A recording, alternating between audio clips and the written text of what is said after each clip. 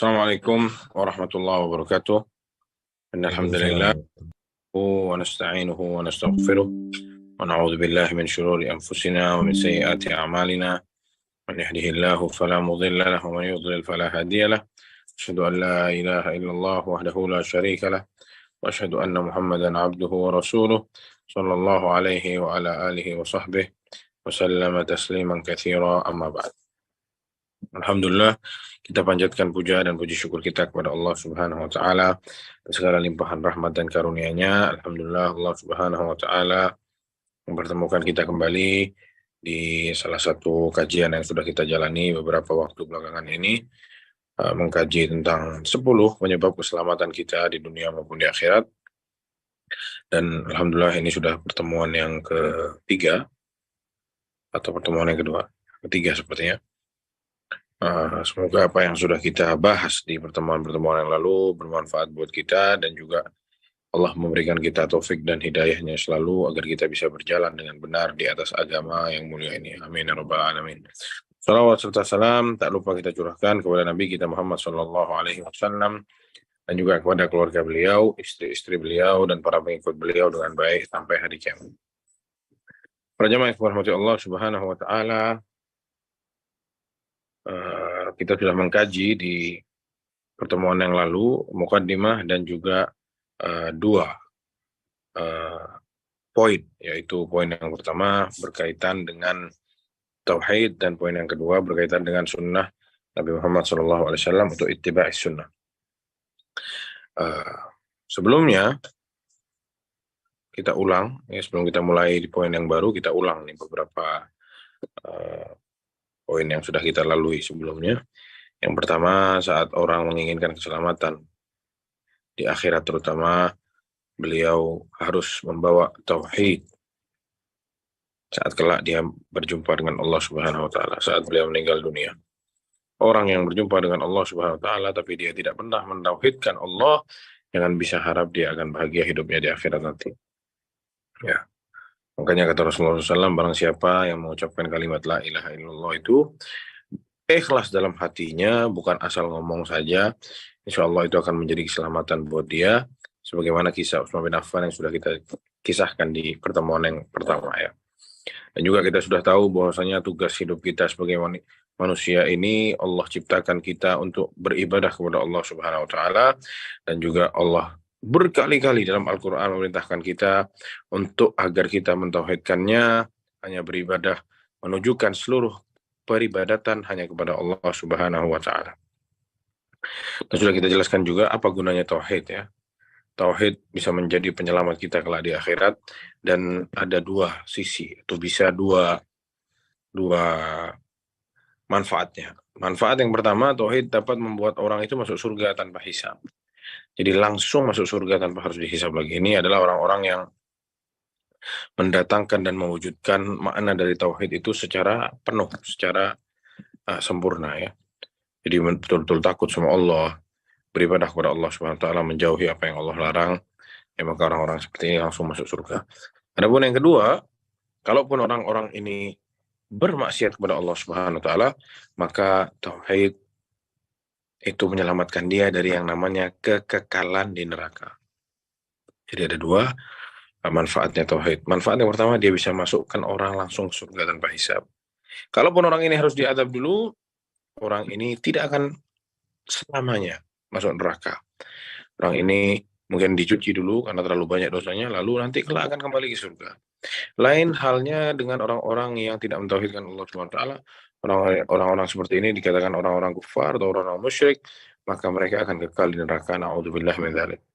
Para jemaah yang dirahmati Allah Subhanahu wa taala, setelah itu kita membahas tentang ittiba' sunnah. Salah satu penyebab keselamatan kita, penyelamatkan seseorang di dunia ini dan juga di akhirat adalah saat seseorang tersebut dalam kehidupannya sehari-hari atau dalam beragamanya ia mengikuti sunnah Rasulullah Sallallahu Alaihi Wasallam, ittiba' sunnatin Nabi Sallallahu Alaihi Wasallam. Sebagaimana dikatakan oleh Imam Malik ya, as-sunnah safinatun Nuh, bahwasanya sunnah itu seperti apa? Bahteranya Nabi Nuh alaihissalam.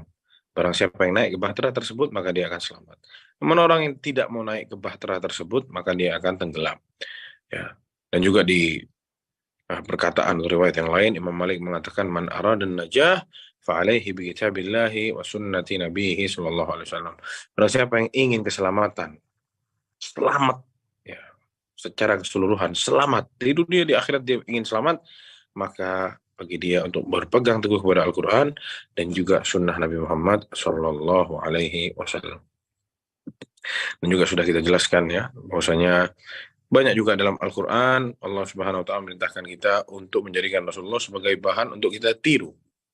Allah Subhanahu Wa Taala berfirman, "Laqad kana lakum fi Rasulillahi uswatun hasanah." Sungguh telah terdapat dalam diri Rasulullah SAW suatu suri tauladan yang baik. Ya, maksudnya apa suri tauladan? Supaya sama kita ditiru. Ya, jangan kita niru-niru yang lain, niru Rasulullah Shallallahu Alaihi Wasallam.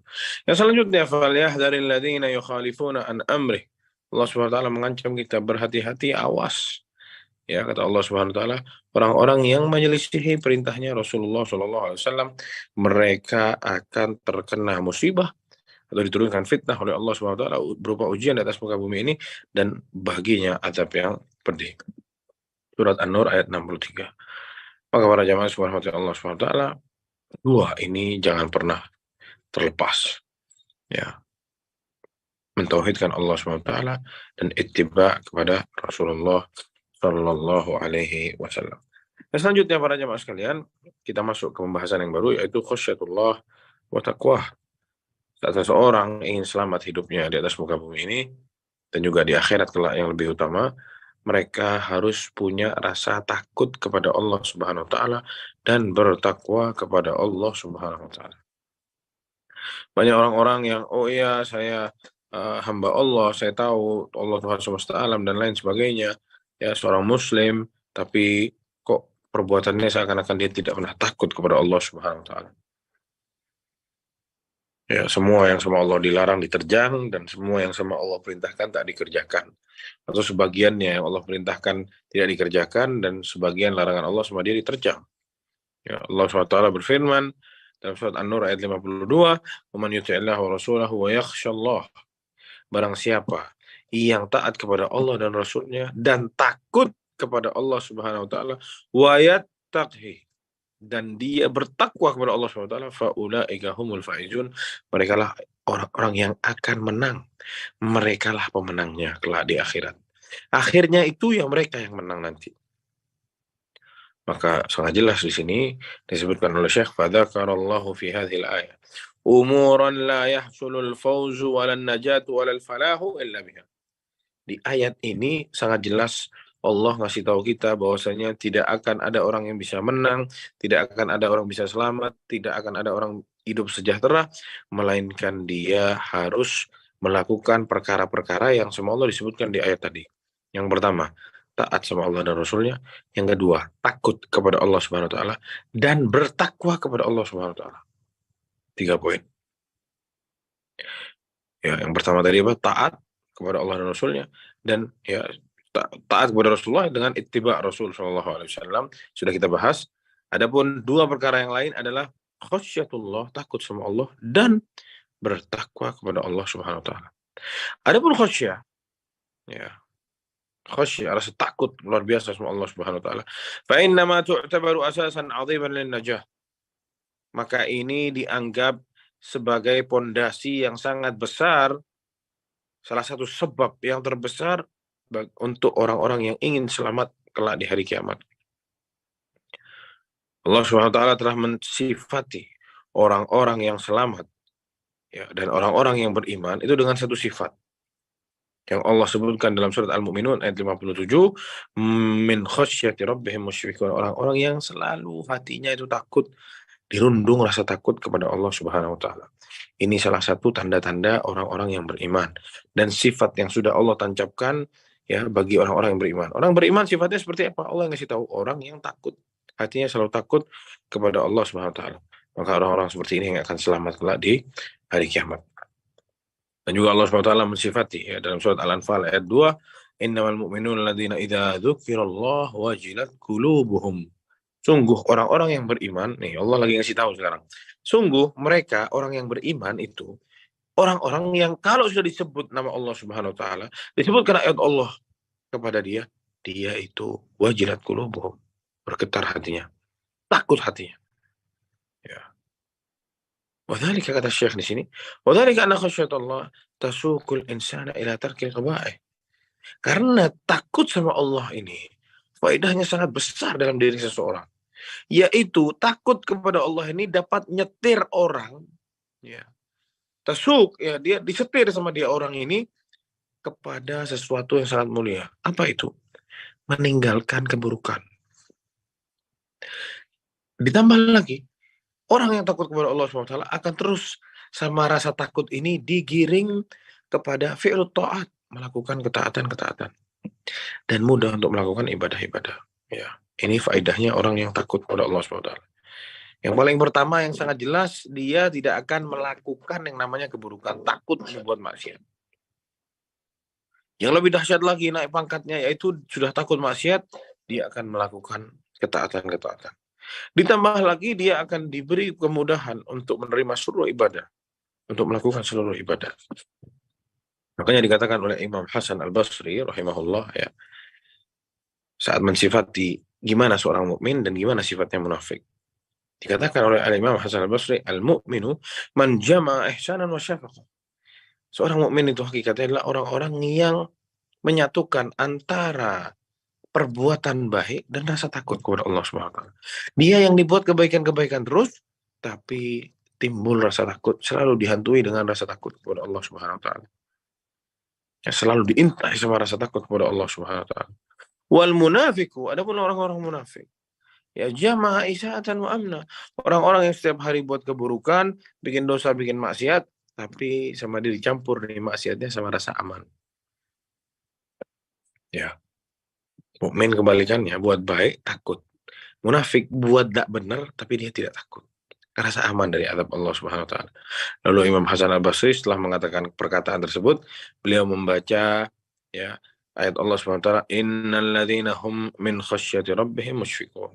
Sungguh orang-orang beriman itu adalah mereka-mereka yang selalu hatinya itu dirundung rasa takut kepada Allah Subhanahu wa taala. Ya. Dan sekarang pertanyaannya, bagaimana caranya seorang hamba bisa takut kepada Allah Subhanahu wa taala? Coba yang bisa jawab raise hand, biar kita berbagi. Biar tidak satu arah nih, biar dua arah nih, biar hidup ya suasana. Silakan. Bagaimana caranya kita bisa takut sama Allah Subhanahu wa taala? Baik, Yang bisa silakan jawab? jemaah. Ada yang ingin Silakan. menjawab? Izin dari Ana mungkin Ustaz sedikit menjawab. Oh, ini ada Nabil, silakan. Nah. Kalau dari Ana, agar mempunyai rasa takut kepada Allah Subhanahu wa taala, maka kita harus mengenali Allah terlebih dahulu. Begitu Ustaz lebihnya. Masya Allah, luar biasa. Yang selanjutnya yang mau tambahin lagi? Tadi Abu Abdurrahman sudah raise hand. Sama antum nyontek kayaknya. Baik, yang lain ada lumayan, ada beberapa, ada 20 orang di sini. Silakan. Tadi ada yang raise hand. Firli, silakan. Firli, silakan. Firli. Iya, Ustaz, bismillah. Agar kita menjadi hamba yang takut kepada Allah, salah satu mencintai Allah di atas segalanya. Seperti itu, Ustaz. Nah, pertanyaannya anak-anak mau tanya lagi. Jangan ditutup dulu. Gimana caranya bisa mencintai Allah? Coba dijelasin. Iya, tentunya kita menjadi hamba yang bertawakal, melakukan semua ketaatan kita kepada Allah dan menjauhi segala larangannya. Seperti itu. Baik, jazakillah khair. Ya, iya. Jadi jawab sama hostnya tadi ya. Orang yang ingin takut kepada Allah Subhanahu wa taala, maka bagi dia untuk betul-betul mengetahui, ya, siapa itu Allah Subhanahu wa taala. Apa saja nama-nama Allah Subhanahu wa taala? Bagaimana sifat-sifat Allah Subhanahu wa taala? Ya. Dan dia memperhatikan yang namanya al-ayat al-kauniyah wasyar'iyyah. Lihat itu, bukti-bukti tanda kebesaran Allah Subhanahu wa taala.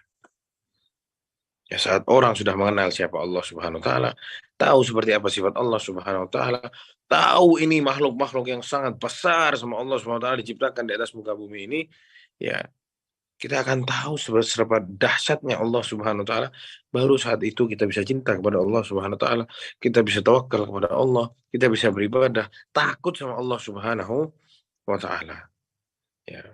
Dijelaskan oleh Syekh di sini, fakullama kana al-'abdu a'dhama ma'rifatan billah, ya, maka setiap atau semakin seorang hamba itu mengetahui siapa Allah Subhanahu wa taala, semakin orang tahu tentang siapa Allah Subhanahu wa taala, karena Allah khasyatan lahu, sudah pasti dia akan lebih takut kepada Allah Subhanahu wa taala.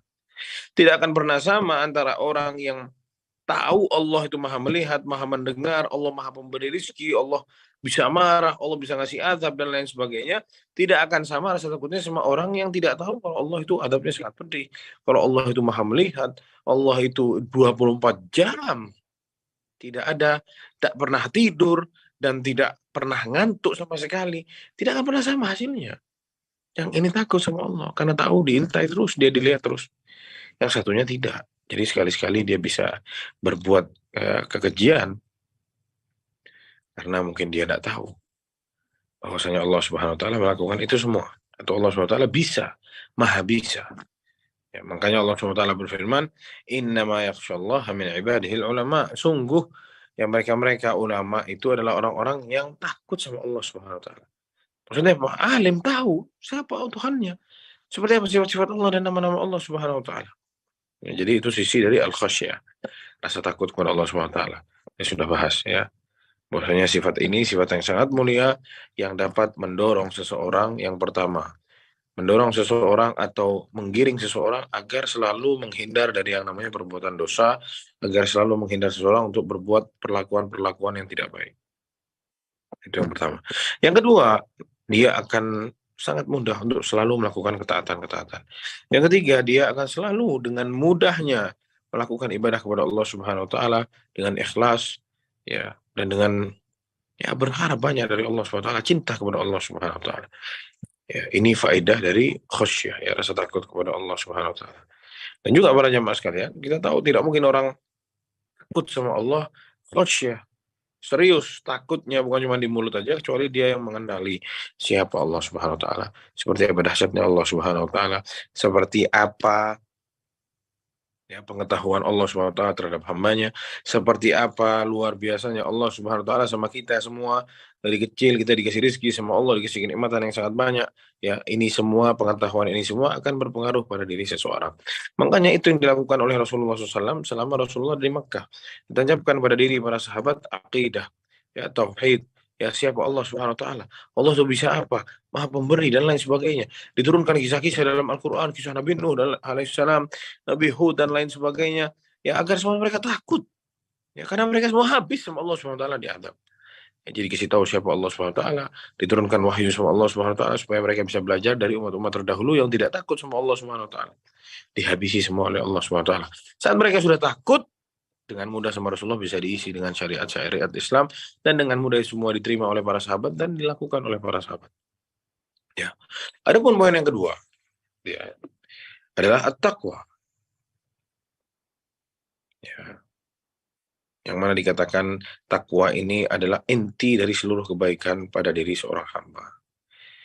Dia di rumahnya bertakwa, di tempat kerjanya bertakwa, di jalan bertakwa, di saat bertamu sama orang bertakwa, semua di mana ada dia selalu dia bawa nih.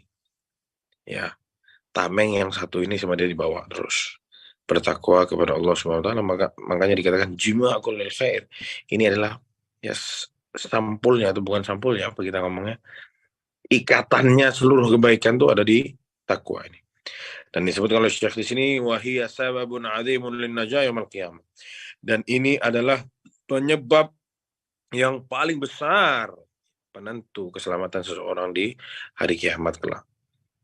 Allah Subhanahu wa taala berfirman, wa yunajjillahu alladhina ittaqaw bimafazatihim la yamassuhumus su'u wa lahum yahzanun. Maka Allah Subhanahu wa taala akan menyelamatkan mereka-mereka yang bertakwa dengan kemenangan mereka kelak di hari kiamat, dan mereka tidak akan disentuh sama keburukan sedikit pun kelak di hari kiamat, dan mereka tidak akan merasakan kesedihan, kata Allah Subhanahu wa taala dalam surat Az-Zumar ayat 61. Dan juga Allah SWT berfirman dalam surat Fussilat ayat 18, "Wa najjaynal ladzina amanu wa kanu yattaqun," dan kami akan selamatkan, ya, penyebab keselamatan judul kajian kita ini, kata Allah, dan kami akan selamatkan mereka-mereka, atau kami selamatkan mereka-mereka yang amanu, mereka yang beriman, wa kanu yattaqun, dan yang bertakwa kepada Allah SWT. Ada orang yang beriman, yakin sama Allah Subhanahu wa taala, Masya Allah beribadah, tapi kadang kurang bertakwa. Ini kata Allah, yang sama Allah diselamatkan, dan kami telah selamatkan mereka-mereka yang beriman dan mereka bertakwa kepada Allah Subhanahu wa taala. Dan dalam surat An-Naml ayat 53, Allah SWT berfirman, "Wa anjaynal ladzina amanu wa kanu yattaqun," sama persis, dan kami selamatkan mereka-mereka yang beriman dan mereka bertakwa kepada Allah Subhanahu wa taala.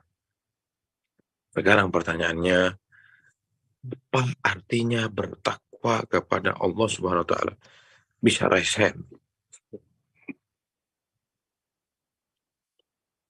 Apa artinya bertakwa kepada Allah? Takwa. Kalau para akhwat biasanya mau cari suami seperti apa? Tampan, takwa, tajir. Nah, kalau tampan ya sudah paham, tajir ya sudah paham, takwa sekarang apa kira-kira? Fahrudi, fadhal, Ustazuna. Masya Allah, bergabung di sini. Fadhal. Jazakumullah khairan Ustaz atas kesempatannya. Ya. Takwa itu Ustaz, ketika kita menjalankan setiap apa yang Allah Subhanahu wa taala perintahkan dan menjauhkan diri kita dari setiap apa yang Allah Subhanahu wa taala larang. Jazakumullah khairan. Ada yang mau menambah? Barusan Fahrodi yang disebutkan itu benar, tapi nilainya masih ya anak kasih 70 lah. Kurang. Silakan. Coba menambahkan Ustaz. Nah, Alhamdulillah, Abdurrahman. Takwa yang dimaksud mungkin menjadikan sebagai tameng gitu Ustaz, agar terhindar dari azab Allah, siksa Allah. Sebagai tameng. Kita tidak bahas masalah manfaat atau sifat dari takwa itu sendiri. Kita bahas maknanya, definisinya apa. Baik, siapa yang mau bergabung? Tadi sudah 70% sudah terjawab, sisa 30%. Siapa yang bisa tambah nih?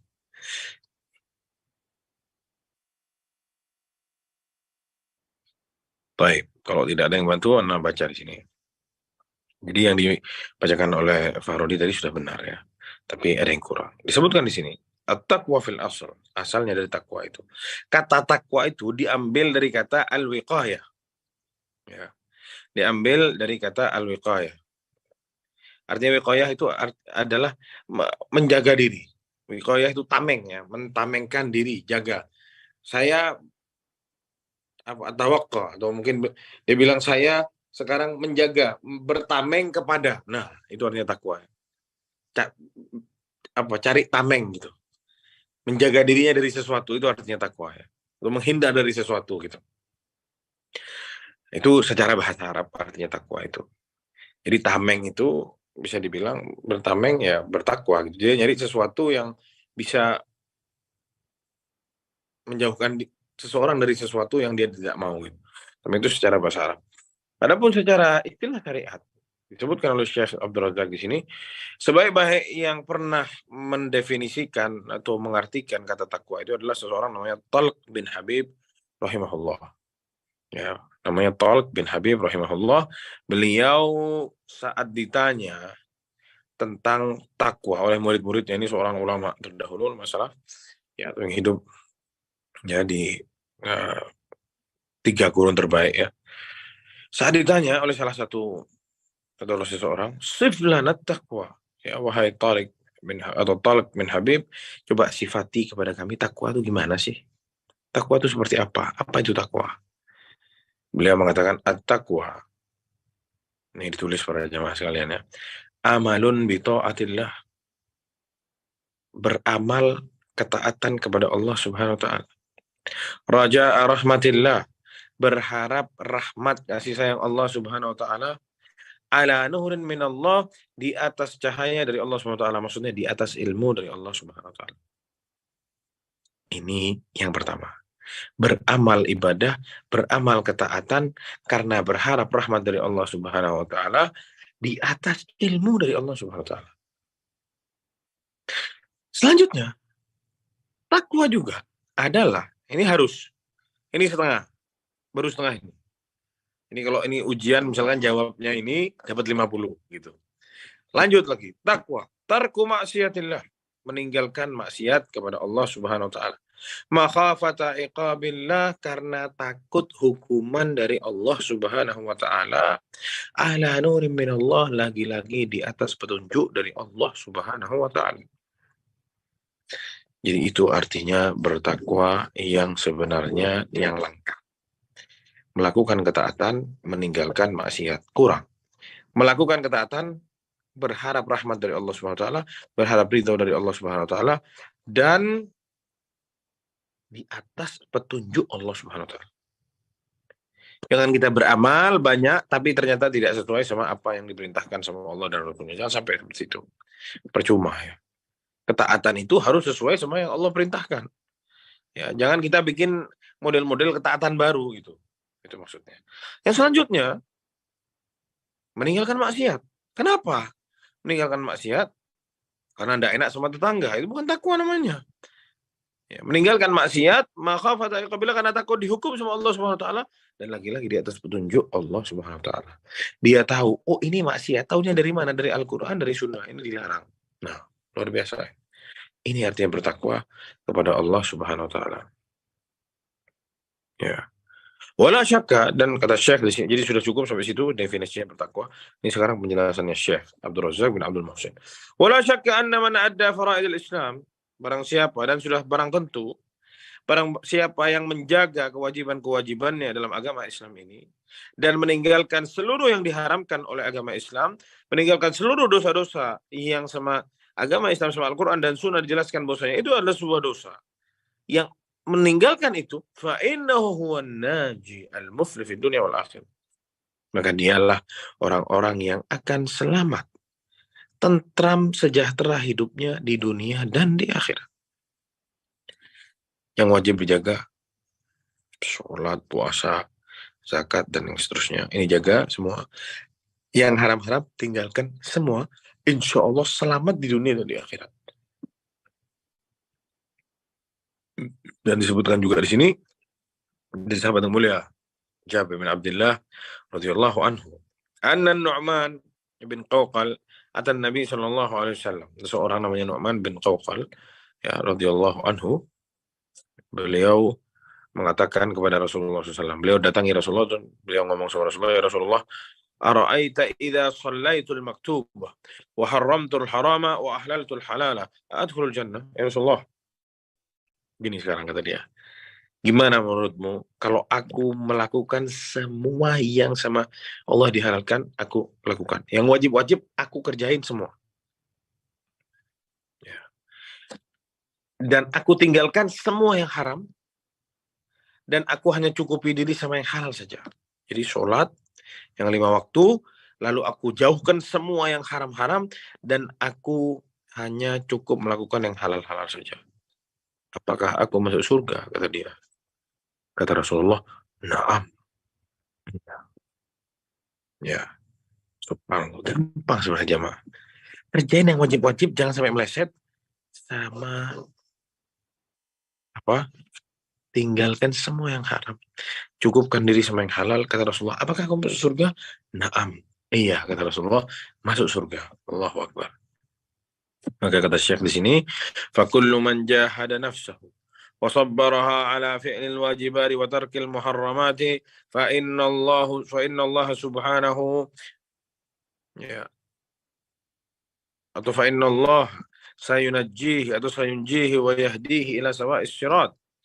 Maka barang siapa, kata Syekh, yang selalu berusaha, bersungguh-sungguh, ya, dirinya, ya, bersabar, menyabarkan dirinya untuk selalu melakukan yang wajib-wajib dan selalu meninggalkan yang haram-haram, maka Allah akan selamatkan dia dan Allah akan kasih dia petunjuk di atas jalan yang benar selalu. Allah SWT berfirman, "Walladzina jahadu fina lanahdiyannahum subulana."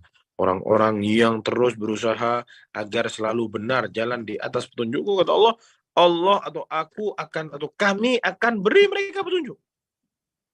Wa innallaha la'al muhsinin, dan sungguh Allah akan selalu berpihak pada orang-orang yang baik, para jamaah sekalian. Dalam surat Al-Ankabut ayat 69. Jadi jangan dipikir ini gampang. Jaga yang wajib-wajib, tinggalkan yang haram-haram. Banyak orang, oke, yang haram dia tidak kerjain. Misal, yang wajibnya bolong-bolong. Ada yang wajibnya oke, tapi yang haram-haram diterjang. Sulit. Mau menjamak dua ini sulit. Tapi orang yang sungguh-sungguh pakaian dirinya untuk melakukan ini, kelak Allah akan permudah buat dia. Allah yang bimbing langsung. Dan ini janji Allah SWT, dan Allah tidak pernah ingkar janji. Ya. Ini dikatakan oleh Syekh Abdul Razak di sini, wa hadzal fi'l lil ma'mur wa tarkin lil mahdhur wa la budda ay yakuna an-nurin wa ilm. Dan ingat, melakukan perintah atau melakukan perbuatan-perbuatan, amalan-amalan yang baik atau melakukan larangan-larangan atau sesuatu yang dianggap larangan, ini perlu ilmu, perlu petunjuk, ya, agar seorang hamba itu tahu dari apa dia untuk menjaga dirinya. Dia tidak tahu kalau ini haram, gimana sama dia mau ditinggal? Akhirnya dikonsumsi, dia tidak tahu. Gimana mau bertakwa? Tidak tahu. Ini wajib, ini sunnah, ini bid'ah, ini haram, dia tidak tahu.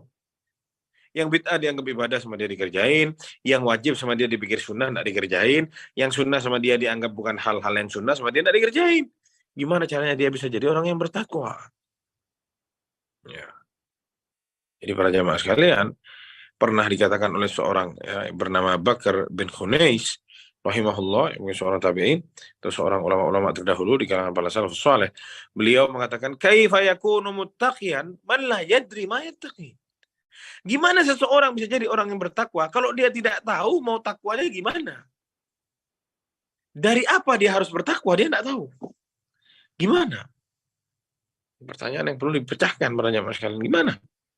Jadi kembali lagi, ya, sebagaimana yang dilakukan oleh Bumiku Mengaji ini, belajar, ya, berilmu dulu sebelum berucap dan sebelum beramal. Ini yang kita perlukan. Sebelum jadi orang bertakwa, dia harus punya ilmunya. Ini haram, saya tidak boleh melakukan. Ini sunnah, saya disuruh melakukan. Ini wajib untuk dilakukan. Gimana caranya bisa tahu itu? Belajar apa-apa yang diambil dari sumber atau dua sumber pusaka yang sama Rasulullah ditinggalkan, yaitu apa? Al-Quran dan sunnah Rasulullah Sallallahu Alaihi Wasallam. Yang selanjutnya para jamaah sekalian, jadi itu sudah poin yang ketiga dari sebab keselamatan, ya, khasyatullah, dan bertakwa kepada Allah, takut kepada Allah dan bertakwa kepada Allah Subhanahu wa taala. Yang keempat para jamaah sekalian, ini perkara yang sangat sulit, apalagi zaman sekarang. Zaman sekarang ini, ya, zaman yang dimana ini yang poin yang keempat yang mau kita bahas ini, sangat sulit orang bisa melakukan ini. Kalau dia bisa lakukan, ada organ tubuh lainnya yang mewakili, ya, organ tubuh ini untuk sama-sama menyalurkan, ya, perkataan-perkataan dan omongannya. Disebutkan di sini hifdzul lisan, salah satu penyebab keselamatan seorang hamba kelak di hari kiamat, yaitu hifdzul lisan, menjaga lisan. Allahu Akbar. Ya, disebutkan di sini, famin wasailin najati wassalama, sungguh dari jalan yang dapat mengantarkan seseorang ke dalam keselamatan, ya, yaitu apa? Hifdzul lisan, menjaga lisan, wasiyanatuhu an kulli ma yasu', dan selalu memperhatikan lisannya dari banyak hal yang dapat memperburuk dirinya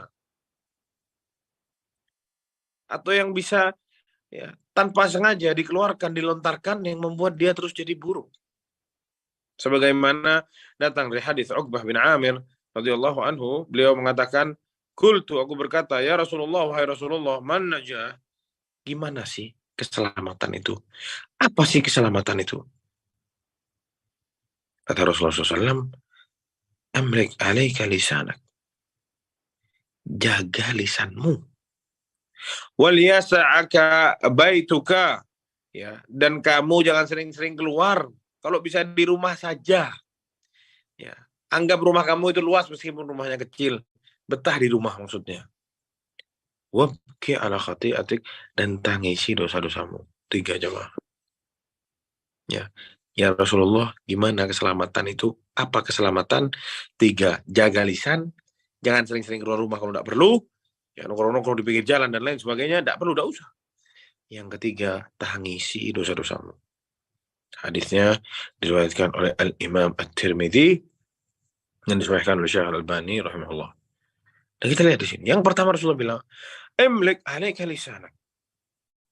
Kuasai itu lisanmu, jaga lisannya. Ya. Di sini dikatakan oleh Syekh, tanbihun ila ahammiyati siyanatil lisan.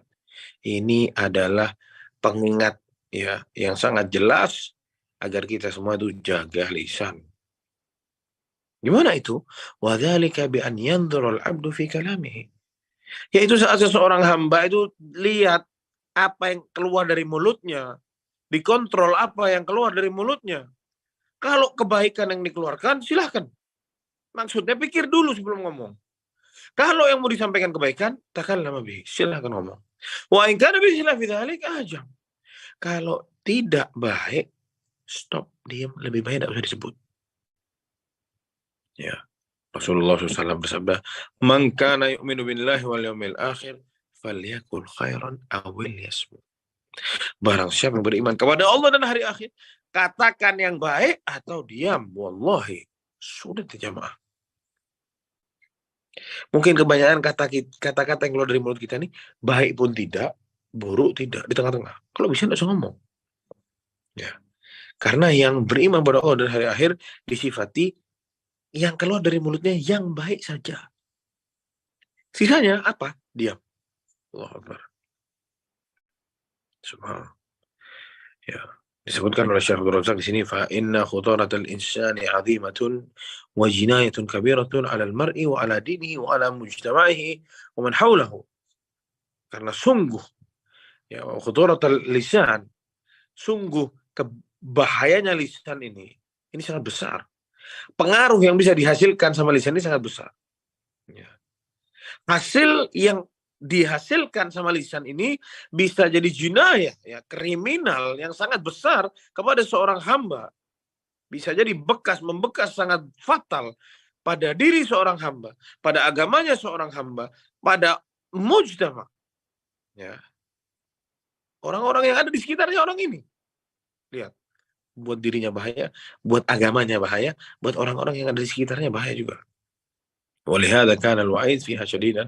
Makanya, ya, ancamannya sangat berat urusan lisan ini para jamaah sekalian. Sebagaimana dikatakan oleh Rasulullah SAW, innal 'abda la yatakallamu bil kalimati, ya, ma yatabayyanu fiha yazillu biha fin nar ab'ada mimma bainal masyriq wal maghrib. Ada orang yang masuk neraka hanya karena salah ngomong 1-2 kalimat saja, kata Rasulullah SAW, yang membuat dia kepleset ke dalam neraka yang dalamnya, ya, seperti barat dan timur, jauh dalamnya. Innalillahi wa inna ilaihi raji'un. Gara-gara lisan kepleset masuk neraka, jemaah. Urusan lisan. Ya, na'udzubillah, sudah berapa banyak, ya, dosa yang kita hasilkan dari lisan kita ini. Allahumma ighfir lana, mudah-mudahan Allah SWT mengampuni kita semua, jemaah. Ya, oleh Syekh Abdul Razak di sini dijelaskan, walamma kanatin najatu murtabitatun irtibatan wathiqan bil lisan. Sekarang kita sudah tahu bahwasanya keselamatan itu kuat erat hubungannya dengan yang namanya lisan. Ta'allaqat jami'u a'dha'il badani bihi fi masiriha. Ya, secara tidak langsung seluruh anggota badan ini, kalau lisannya selamat, ini selamat semua. Kalau lisannya tidak selamat, sama, ini bakal tidak selamat semua nih anggota badan kita. Ya. Makanya Rasulullah SAW bersabda, idza asbaha ibnu Adam fa innal a'dha'a kulluha atau kullaha tukaffirul lisan. Jadi setiap hari, ya, manusia itu, anggota tubuhnya manusia ini selalu mengingatkan lisan, selalu mengecam lisan. Anggota badan kita ini setiap hari bilang ke lisan, ittaqillah fina, wahai lisan, bertakwalah engkau atas kami. Ya, fa inna ma nahnu bika, sungguh kami itu ikut sama kamu. Fa in istaqamta istaqamna, kalau kamu baik kita baik semua. Kalau kamu lurus kita lurus semua. Wa in wajasta wajasna, kalau kamu belok-belok ngomong sembarangan kita juga bakal kena belok-belok juga. Lihat. Ya. Ini hadisnya diriwayatkan oleh Imam Tirmidzi dan disahihkan oleh Syekh Al-Albani. Luar biasa para jamaah sekalian. Ya. Dan ada banyak sekali perkataan para ulama salaf terdahulu bahwasanya lisan ini sesuatu yang dahsyat yang dimiliki oleh seseorang. Bisa melukai hati orang, bisa bikin orang bunuh orang, bisa bikin orang bunuh diri, bisa macam-macam. Ini dihasilkan sama lisan. Tidak ada tulangnya jamaah. Ya, tapi bisa bikin hancur satu negeri. Bisa bikin suami istri ribut. Bisa bikin anak sama orang tuanya ribut. Bisa bikin saudara sama saudaranya saling membunuh. Bisa bikin orang satu kampung semua nyakitin dia. Bisa bikin perang kabilah melawan kabilah yang lain. Lisan saja. Ya. Makanya dikatakan di sini jelaskan oleh Syekh Abdul Razak, fa hifdzul lisan wa siyanatuhu milagul khairi kulli. Menjaga lisan ini bisa dibilang itu adalah sumber atau muara dari banyak kebaikan di dunia dan di akhirat. Wa ihmaluhu wa itlaquhu wa adamut tahaffuz fihi sababun lil halaki wal khasar. Adapun lalai, sembarangan, lisannya tidak dijaga, ini bisa menjadi sebab kebinasaan dan bisa menjadi sebab kerugian di dunia dan di akhirat. Walihada, maka dari itu kata Syekh di sini, saat Rasulullah SAW menjelaskan dalam hadis yang sangat panjang tentang usul pondasi-pondasi dalam agama Islam ini kepada sahabat yang mulia Mu'adz bin Jabal radhiyallahu anhu dalam hadis yang sangat panjang, ya Rasulullah menjelaskan agama Islam di sholat dan lain-lainnya, puasa dan amalan-amalan yang sangat banyak, dan terakhir Rasulullah bilang, ala ukhbiruka bimalaki dzalika kulli, apakah engkau mau aku kasih tahu muaranya ini semua, ujungnya ini semua itu di mana?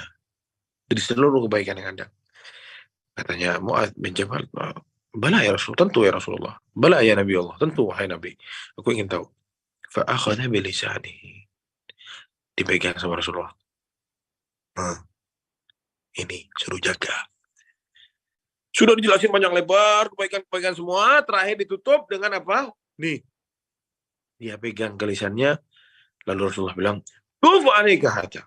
Atau kufu alaika hadza. Jaga ini semua. Ini dijaga. Ya. Lalu Mu'adz bin Jabal bilang, ya Nabi Allah, wa inna mu'akhaduna bima natakallamu bih. Apakah sungguh benar ya Rasulullah, kita akan dihitung nih semua dosa-dosa kita yang kita ucapkan semua nih.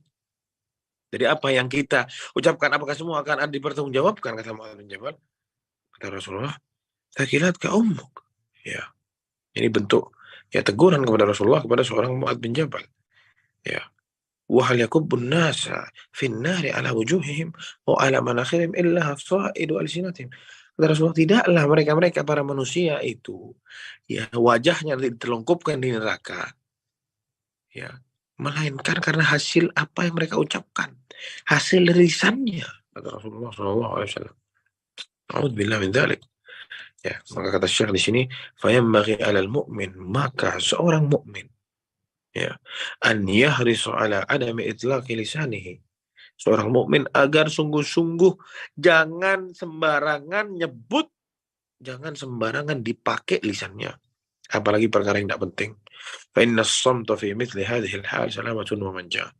Karena sungguh di zaman-zaman ini, di waktu-waktu sekarang ini terutama ya, jaga lisan itu bisa menjadi keselamatan buat kita. Sebagaimana Rasulullah SAW bersabda, man samata naja. Barang siapa yang diam, dia selamat. Dan betapa banyak ulama-ulama terdahulu para jamaah sekalian, ya mereka mengatakan bahwasanya lisan kita ini itu ya lebih berbahaya daripada hewan buas yang kita piara di rumah kita. Kalau hewan buas yang kita piara di rumah kita sama kita di kerangkeng, diikat supaya tidak nyerang kita, lisan ini harus lebih dikerangkeng lagi, kata mereka, karena ini lebih berbahaya dari hewan buas. Ya. dan juga bahaya lisan sebagaimana dikatakan oleh Syekh tadi bahwasanya ini dapat menyebabkan kerusakan, kebinasaan pada diri seseorang, pada agama seseorang, pada orang-orang yang ada di sekitar orang tersebut, masyarakat sekitarnya juga bisa kena efeknya. Ya, makanya kata seorang penyair ya, ihdar an takuna fatubtala. Ya, jaga lisan. Jangan sampai kamu ngomong terus kamu diuji sama Allah SWT dengan omongan itu. Innal bala'a muwakkalun bil mantiqi, karena sungguh bala, musibah yang turun itu terkadang ya hasil dari lisanmu itu. Jamaah rahmati Allah Subhanahu wa taala. Ya, dan juga banyak para ulama terdahulu menjelaskan bahwasanya lisan ini ya, lisannya orang mukmin itu ada di belakang hatinya. Jadi hatinya mikir dulu, hatinya mencetuskan ngomong atau tidak. Kalau baik ngomong baru dia ngomong. Jadi lisan ini di belakangnya hatinya.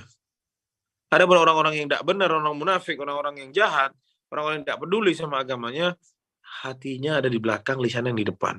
Jadi dia ngomong tidak peduli. Nanti jadi penyesalan baru. Sudah ngomong baru dicerna, ya Allah tidak enak, ya Allah malu dan lain sebagainya.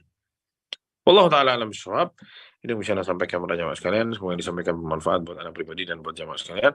InsyaAllah kita lanjutkan poin yang kelima dan poin yang keenam di kajian yang akan datang biidznillah. Kita pindah sekarang ke sesi tanya jawab. Baik, insya Allah Ustaz.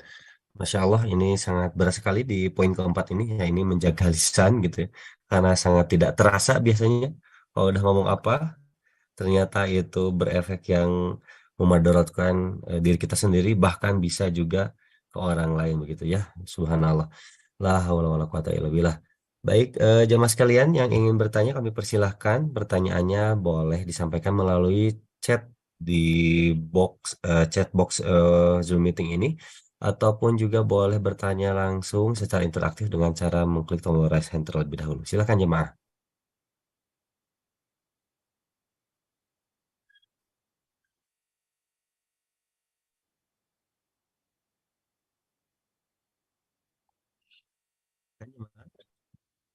Ada yang ingin ditanyakan?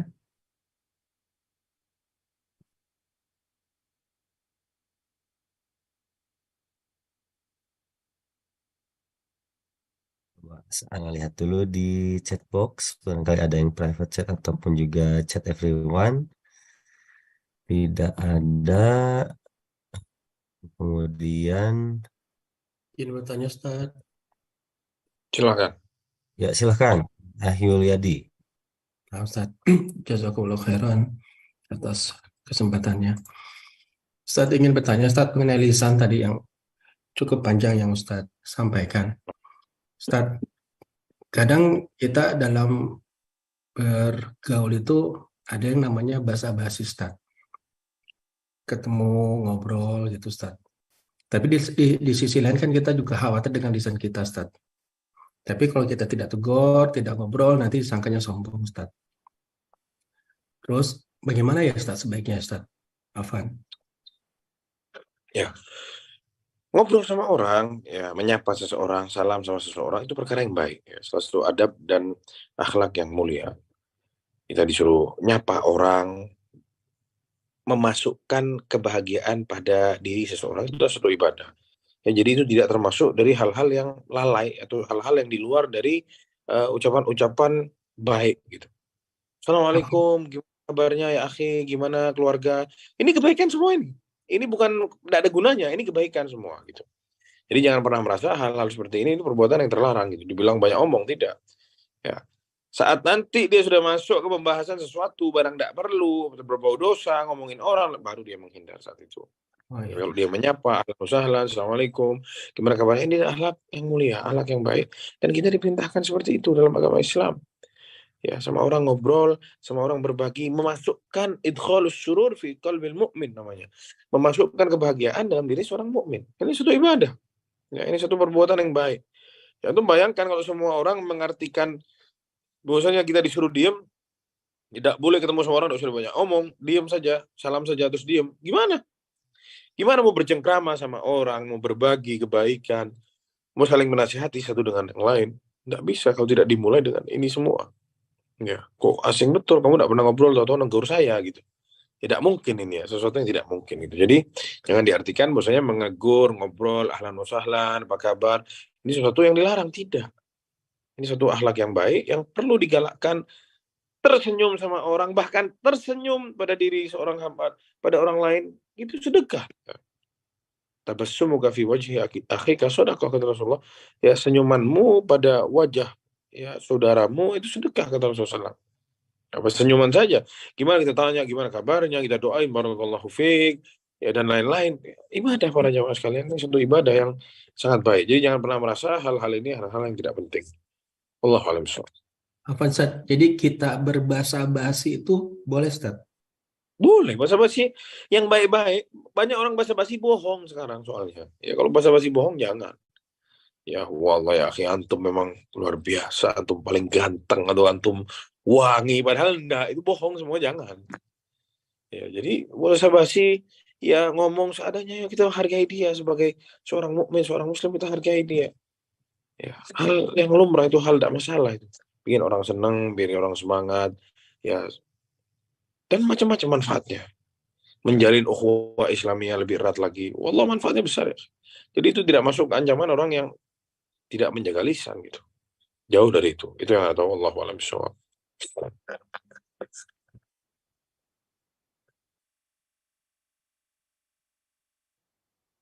Baik, dengan pertanyaan dari Aki Yuliadi, kita coba satu persatu dulu ya. Raise hand satu, kemudian juga dari chat satu ya. Baik, agar lebih adil insya Allah. Yang pertama, pertanyaan melalui chat box. Di sini ada pertanyaan dari jamaah Fulan atau Fulana. Bismillahirrahmanirrahim. Assalamualaikum ya Ustazi. Semoga Allah selalu melindungi dan semoga Allah selalu memberi kesehatan kepada Ustadz dan keluarga juga. Dan juga kaum muslimin dimanapun berada. Amin ya rabbal alamin. Mohon maaf pertanyaannya di luar tema. Bagaimana caranya kita bisa benar-benar menghindari maksiat? Terkadang ada hasrat ingin mengenali lawan jenis melalui media sosial. Terkadang juga ada lawan jenis yang nge-DM di IG terlebih duluan. Di saat itu hati serasa pengen balas tapi juga takut terjerumus maksiat. Oleh karena itu mohon nasihatnya dan motivasi dari Ustadz agar kuat dan tegas meninggalkan maksiat ini. Demikian, jazakallahu khairan, barakallahu fikum Ustadz. Wah, sebenarnya kita juga tidak munafik ya, kita ini juga butuh nasihat. Kalau kita ngasih nasihat orang terus itu kurang fair sebenarnya. Jadi yang Ana tahu dari pertanyaan seperti ini juga yang buat diri Ana sendiri, kita yang lebih tahu sepak terjang kita menghadapi maksiat ini. Ada orang yang tergiur urusan harta. Ada orang yang tergiur urusan wanita. Ada orang yang tergiur urusan hawa nafsu kayak minum khamar atau rokok lah, atau narkoba dan lain sebagainya. Kita ini yang mana gitu? Kita ini ada di posisi di mana? Saat kita takut sama fitnah wanita, kita lemah di sana, ya antum jangan deket-deket ke situ. Jangan main api.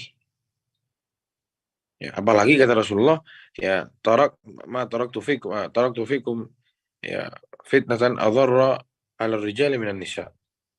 Ya, sepeninggalanku kata Rasulullah SAW, tidak ada fitnah yang lebih berbahaya bagi laki-laki melainkan atau lebih berbahaya dari fitnah wanita, gitu kata Rasulullah SAW. Ini bagi laki-laki secara umum. Sekali kita tahu kita lemah di sana, apalagi kita jomblo belum nikah atau menikah lagi belum dapat, ya berhasrat kalau tidak dapat atau tidak dapat izin dari istri, terus ada yang goda dan lain sebagainya, dan kita lemah. Jangan main api. Oh, anak kuat. Oh, anak sudah nikah, aman sudah. Ada siapa? Ya, jadi yang pertama kita harus tahu sepak terjang diri kita dulu nih. Kita nih lemahnya di mana? Gitu. Saat kita lemahnya di masalah harta, ya urusan harta ini sogok menyogok, urusan barang riba dan lain sebagainya, kita lemah di sana. Karena kita kejebur ke situ, ke bawah arus ke sana. Nah, saat kita sudah tahu lemah kita di mana, dengan mudah kita tahu nih, wah ini masuk ke daerah kelemahan saya harus angkat kaki dari sini. Jadi ada satu hadis, mungkin yang bertanya tidak ikut hadir pada kajian pertemuan yang lama, yaitu saat kita membahas tentang 10 kaidah tentang istiqomah. Rasulullah SAW juga bersabda, mempermisalkan masalah fitnah. Ini semuanya fitnah ya. Kayak ini cobaan wanita, DM dan lain sebagainya, ingin tahu, berhasrat dan lain sebagainya. Ini fitnah namanya. Ujian kita sebagai manusia. Kata Rasulullah SAW, ya, Shiratal mustaqim, jalan yang lurus itu, ya, adalah sebagaimana, ya, kita bayangkan, kata Rasulullah SAW dalam hadisnya. Ini Anda jelaskan makna hadisnya saja. Kata Rasulullah, ada satu jalan yang lurus, di tengah-tengahnya ada temboknya. Ada tembok yang tinggi. Ini jalan lurus, ditutup dengan kirinya sama tembok. Tinggi temboknya. Tapi di tembok-tembok ini ada lubang-lubang, seperti pintu, tapi tidak ada daun pintunya. Cuman dikasih tirai. Tirai. Jadi mau masuk tuh gampang. Lain sama pintu, harus kita buka dulu. Kalau dikunci, kita harus buka kuncinya. Ini enggak tirai, mau buka tinggal geser aja. Kelihatan di dalam. Ya. Kata Rasulullah, saat ada orang yang, Rasulullah sedang bercerita, mempermisalkan nih. Saat ada orang yang mau buka tirai itu, ada yang negor. Jangan. Kalau kamu buka, kamu akan masuk. Nah, ini dari sini pelajaran yang kita ambil nih. Jadi fitnah itu sebenarnya dia itu enggak masuk ke kita, tapi kita yang masuk ke sana. Kita yang main-main, kita yang bermain di jurang di situ, akhirnya kita terjerumus. Siapa yang salah? Bukan fitnahnya yang salah, bukan lubang pintunya yang salah, tapi kita yang lihat. Jadi di hadis itu dijelaskan, jangan kamu buka itu tirainya, karena kalau kamu buka, kamu akan masuk. Jadi perintahnya bukan kamu jangan masuk, bukan. Jangan kamu buka tirainya. Jalan lurus, jangan noleh-noleh, jangan kamu buka tirainya. Kalau kamu buka, kamu akan masuk, kata Rasulullah dalam hadis itu. Jadi kita dikasih pelajaran sekarang sama Rasulullah, kita ini lemahnya di mana? Kalau kita lemahnya di sana, jangan main-main sama itu. Kalau main-main sama itu ya habis. Mau sehebat apa, mau sebanyak ilmu kita apa, hancur. Ya, hancur. Tidak ada yang menjamin kita ini hidup, ya, bisa terus lurus, tidak ada. Jadi kalau kita sudah lurus, jangan noleh-noleh. Karena kalau sama kita sudah dibuka nih, oh enggak ada masalah, anak kuat kok, anak sudah biasa. Oh masuk akhirnya. Jadi itu nasihat yang pertama. Kita tahu sepak terjang diri kita dan jangan main di daerah yang kita tidak kuat. Bahkan daerah yang kita tidak kuat pun tidak usah dekat-dekat sama keburukan. Ya. Banyak orang-orang yang dulu kita lihat ada di paling depan hadir kajian, sholat di masjid, sekarang berhenti, tidak ada lagi. Bahkan ada yang bilang katanya sudah keluar dari agama Islam, murtad. Kenapa? Main-main sama dosa. Dosa dianggap remeh, oh enggak apa-apa, oh anak kuat. Akhirnya konslet, kena subhat, hancur semuanya. Na'udzubillah min dzalik. Jadi para jamaah sekalian, itu yang paling intinya. Adapun yang selanjutnya kita harus doa sama Allah Subhanahu wa taala, minta supaya kita dikasih jalan yang lurus, tidak mudah kena fitnah dan lain sebagainya, kita minta sama Allah Subhanahu wa taala. Ya, dan yang ketiga usaha. Sebagaimana yang sudah kita bahas tadi. Ya, mujahadah, maksa diri supaya enggak main-main sama hal-hal seperti itu. Wallahu a'lam bishawab. Itu yang bisa ana jawab di sini. Baik, Masya Allah. Berikutnya kami persilakan kepada Ustadz Fahrodi, silakan. Jazakumullah khairan Ustaz atas kesempatannya. Semoga Allah Subhanahu wa taala senantiasa menjaga Ustaz dan keluarga serta kaum muslimin. Izin bertanya Ustaz, kaitan tentang athar yang tadi Ustaz sebutkan itu, yaitu innal bala muwakkalun bil mantiq. Apakah benar Ustaz pengamalannya seperti ini? Terkadang kita Masya Allah di keseharian itu ada sebagian teman-teman yang minta nasihat. Misalnya nasihatkan Ana supaya Ana bisa rajin belajar. Tatkala kita mulai menasihatkan, Masya Allah ternyata kita adalah orang yang pertama diuji besok atas hal tersebut gitu Ustaz. Malah kita yang malas-malasan. Atau mungkin contoh lainnya minta nasihat untuk bagaimana caranya agar sama keluarga itu bisa tentram, bisa damai. Kita berikan nasihat di situ Masya Allah, tapi besoknya ternyata kita juga yang tengkar Ustaz. Itu mungkin Ustaz, apakah itu sesuai dengan hal yang tadi? Jazakumullahu khairan. Wallahu a'lam bukan itu. Ana tidak ada setahu ana enggak seperti itu ya. Gimana antum ngasih ngomong kebaikan terus antum kena bala, kena ujian dari kebaikan yang antum ucapkan? Tidak ada. Kebaikan mestinya menghadirkan kebaikan. Jadi bala yang dimaksud di sini muwakkalun bil mantiq, kata-kata buruk yang dilontarkan sama diri seorang hamba gitu. Ya, ini kata-kata yang dia buat yang sama dia dianggap sepele, dianggap remeh, besok bisa jadi ujian buat dia nih. Ya. Bisa jadi bala, ya tidak terputus musibah-musibah dia kena karena urusan lisannya sendiri. Karena hasil dari ucapan lisannya sendiri yang sebenarnya dianggap remeh. Adapun kalau untuk ngomong kebaikan, masa kebaikan sama Allah ditimpahin musibah? Ya, ada bala ya, akhi. Bukan fitnah, ini bala lain. Bala ini ya musibah ya, yang dihasilkan dari satu kesalahan, satu ucapan dari lisan seseorang. Itu yang anda pahami. Wallahu a'lam bishawab. Jazakumullah khairan, Ustaz. Jazakallah khair. Dan lagi kalau antum tahu, kalau bahas hadisnya tadi, ya kan apa falyaqul khairan wa liyasmut. Rasulullah nyuruh kita ngomong baik, masa kita diuji sama omongan baik itu, dikasih musibah dari itu, kan ini sesuatu yang bertabrakan gitu. Wallahu a'lam bishawab. Jazakumullah khairan. Jazakallah khair. Baik, barakallahu fiik. Untuk selanjutnya pertanyaan melalui chatbox dari seorang Fulana. Bismillahirrahmanirrahim. Afwan izin bertanya, Ustazi, apakah bercurhat termasuk hal yang tidak bermanfaat yang perlu dihindarkan? Ada beberapa teman akhwat yang sering ingin bercurhat kepada Ana, tapi Ana takut salah respon atau salah memberi nasihat. Haruskah Ana menolak jika ada teman yang ingin bercurhat? Mohon penjelasannya, Ustaz. Jazakallahu khairan. Jadi yang anda pahami, semua ini berkaitan dengan maslahat dan mudarat. Sekarang, jadi ada satu ulama, kalau tidak salah Imam Asy-Syatibi, kalau tidak salah ya, beliau tuh bilang, kata beliau, kita ini jangan melangkah sebelum sama kita tuh dipikir dulu maslahat sama mudaratnya. Kalau ada maslahat, langkah, bismillah. Tapi kalau bermudarat, jangan pernah melangkah. Sama. Kalau ada maslahat, mau curhat, curhat. Kalau tidak ada maslahat, jangan. Ya, sekarang ada orang curhat, ini hanya menjadi beban di kemudian hari. Menjadi masalah dan masalah lagi di kemudian hari. Curhat sama teman, oke. Temannya dia belum punya ilmu untuk menghadapi masalah si temannya. Akhirnya temannya bilang, "Loh kok suami kamu gitu? Kok kayak gini? Mestinya kan gini." Akhirnya apa? Tambah murka yang curhat. Oh, ternyata suami anak memang tidak benar ya. Oh, ternyata begini. Oh, akhirnya semakin ribut sama suaminya karena dipanas-panasin sama temannya. Apakah tidak masalah itu? Masalah. Ya, jadi, dan juga dari adab-adabnya seseorang nyebut keburukan orang, cerita tentang keburukan seseorang, biasanya curhat nih kalau dia tertimpa masalah keburukan tentang orang yang lain. Tidak boleh dia bongkar keburukan itu kecuali kepada orang yang dianggap sama dia bisa meluruskan, dianggap sama dia bisa membantu masalah ini selesai. Seperti contoh, nanya ke ulama, Syekh, anak punya suami, begini, gimana menurut antum, gimana hukumnya? Tidak masalah. Dia mau cari ilmunya sekarang, tidak masalah. Dia sekarang lagi curhat masalah suaminya yang KDRT. Lapor ke mertuanya misalnya, "Bah, ini bah, anakmu yang laki saya suka dipukul begini dan begitu, tolong bah, saya tidak kuat." Kenapa? Karena dia merasa abahnya ini bisa bantu untuk menjegal kekerasan suaminya. Ini tidak masalah.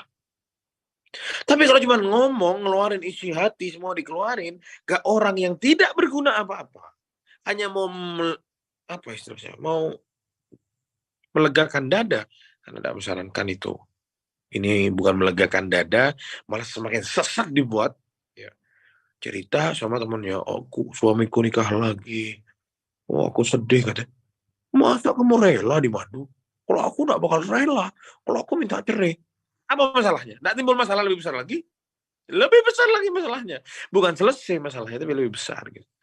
Jadi ini yang perlu diperhatikan. Ya. Jangan sembarangan melontarkan kata-kata, ya cerita, curhat, dan sebagainya. Bukan kita melarang curhat, bukan. Tapi kepada siapanya itu yang jadi masalah. Wallahu a'lam bishawab. Itu yang bisa dijawab. Masya Allah, ya, Ustaz. Ini masih ada 2 pertanyaan. Apakah masih boleh Ustaz disampaikan Silakan. pertanyaannya? Masya Allah. Untuk selanjutnya pertanyaan dari Ummu Firly. Bismillahirrahmanirrahim. Yang bisa memasukkan seseorang ke neraka atau ke surga adalah lisan. Bagaimana agar lisan ini terjaga untuk tidak merespon akan ucapan-ucapan yang memancing perkara yang berujung pada gibah? Mohon nasihatnya Ustaz. Jazakallahu khairan. Bagaimana? Ditanya. Dia sudah tahu jawabannya. Yang bertanya itu sebenarnya sudah tahu jawabannya. Bagaimana? Diem. Selesai. Dihina orang, udah diem. Udah jadi dibahas. Kalau lebih hebat lagi saat dia dihina orang, dia doain orangnya. Barakallahu fiik, jazakallahu khair. Ya, semoga Allah kasih hidayah kita semua. Itu lebih baik lagi. Diam, Sesuatu yang baik, luar biasa diam itu. Emas katanya orangnya. Kita dihina sama orang, terus kita diem para jamaah sekalian. Insya Allah orang yang hina itu nyesel.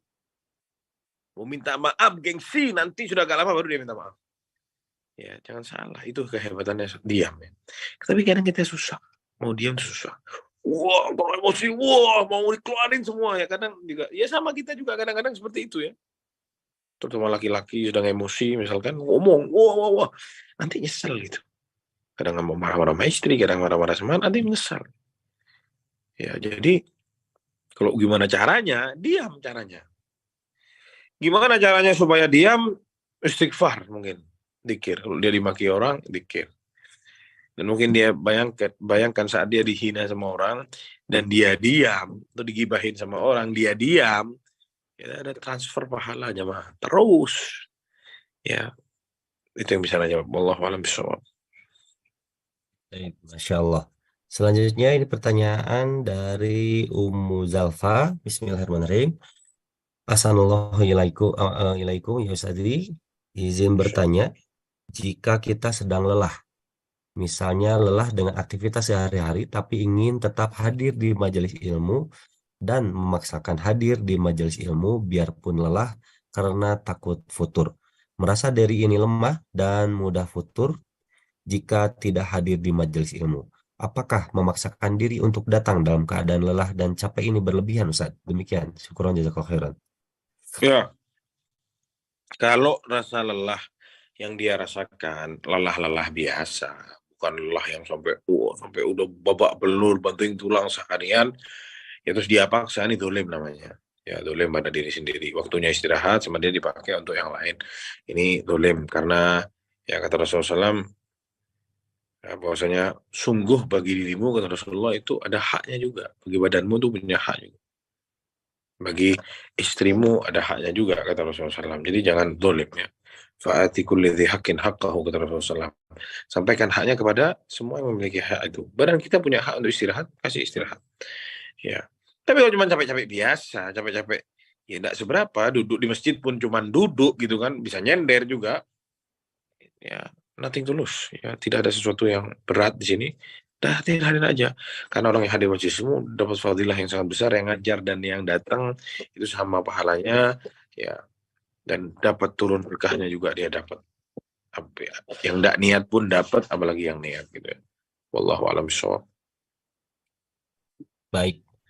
Masya Allah, syukur jazakallahu khairan ya Ustadzi atas penjelasannya, jawaban dari pertanyaan-pertanyaan jamaah.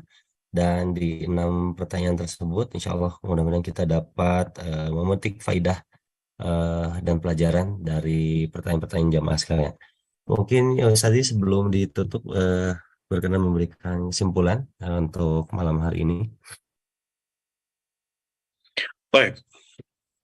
Kesimpulan yang bisa kita ambil pada malam ini bahwasanya kita lihat ya, kalau kita lihat nih runut nih dari awal mentauhidkan Allah SWT, yang kedua ittiba' sunnah, nomor 3 takut kepada Allah, yang keempat loncat lisan. Ini bukti para jamaah sekalian. Apalagi zaman sekarang kita mungkin lisan tidak bergerak, tapi ini yang bergerak nih. Nah, ini bahaya juga nih jamaah ini zaman sekarang nih. Tek send kirim, tek komentar, ini bahaya. Ya, jadi jaga lisan itu bentuk lamanya. Sekarang semua dijaga, jarinya dijaga. Ini mewakili lisan para jamaah sekalian. Jadi jika kita sudah belajar, kita sudah tahu, ya sebisa kita jaga lisan kita, jaga juga atas komentar-komentar. Ya kadang kita juga sakit hati lihat berita, lihat ini, pengen komentar. Subhanallah, ingat para jamaah, itu komentar sama Allah besok dipertanggungjawabkan. Ya, akan dipertanggungjawabkan oleh Allah Subhanahu wa taala. Ini komentarmu gimana? Ada pertanggungjawabannya semua. Jadi itu yang bisa saya sampaikan. Ya. Mudah-mudahan yang disampaikan bermanfaat buat anda pribadi dan buat jamaah sekalian. Wallahu taala a'lam. Sallallahu alaihi wa Muhammad wa ala alihi wa sahbihi wa sallam. Assalamualaikum warahmatullahi wabarakatuh.